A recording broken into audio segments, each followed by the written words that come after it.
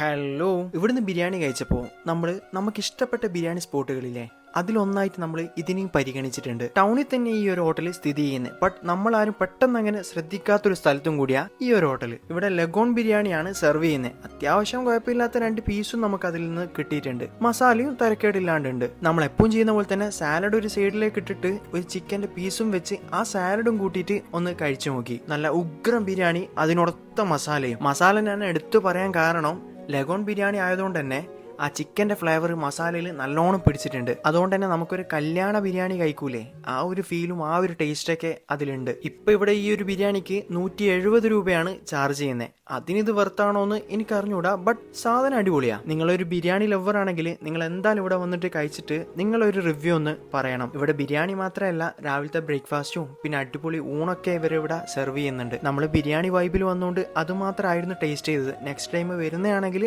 ഊണും കൂടി ടേസ്റ്റ് ചെയ്തിട്ട് അതിന്റെ റിവ്യൂ പറഞ്ഞു തരാം. ഡൈനിങ്ങിന് അത്യാവശ്യം സ്പേസും കാര്യങ്ങളൊക്കെ ഇവിടെ ഉണ്ട്. അപ്പൊ ഈ ഒരു സ്പോട്ട് വരുന്നത് നമ്മളെ ഹോട്ടൽ സ്പൈസിയാണ്. എവിടെയാന്ന് വെച്ചിട്ടുണ്ടെങ്കിൽ നമ്മളെ പഴയ ചിത്രവാണി തിയേറ്ററില്ലേ, അതിന്റെ നേരെ ഓപ്പോസിറ്റ് ആയിട്ട് വരും. പഴയ എംബസി ഹോട്ടലില്ലേ, അതിന്റെ ആ സ്പോട്ടിൽ തന്നെയാണ് ഇത് വരുന്നത്.